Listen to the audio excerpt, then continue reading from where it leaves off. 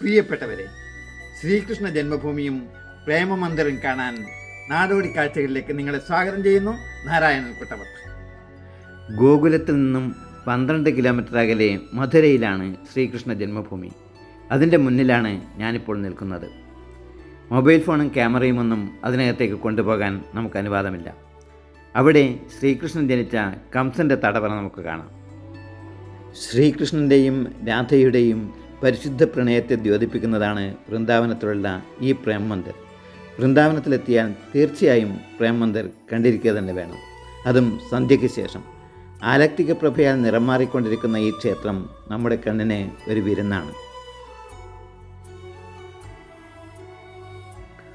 പ്രേം മന്ദിറിനകത്തുള്ള മറ്റൊരു മനോഹരമായ കാഴ്ചയാണ് ഇത്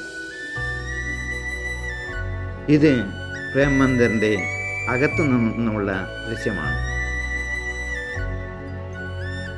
അതിമനോഹരമായ മറ്റൊരു കാഴ്ചയാണ് ഇവിടുത്തെ ലൈറ്റ് ഷോ.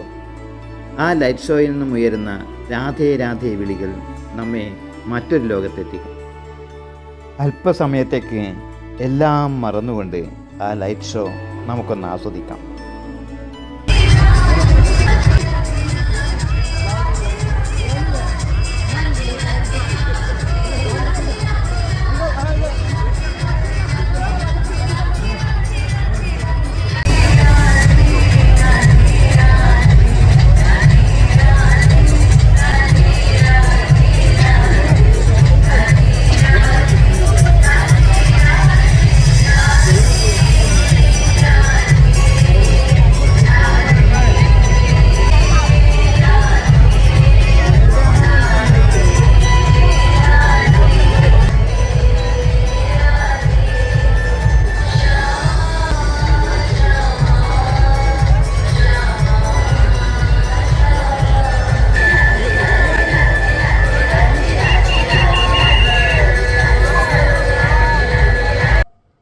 ഡൽഹിയിലെ വിശേഷങ്ങളുമായി അടുത്ത വീഡിയോയിൽ നമുക്ക് വീണ്ടും കാണാം.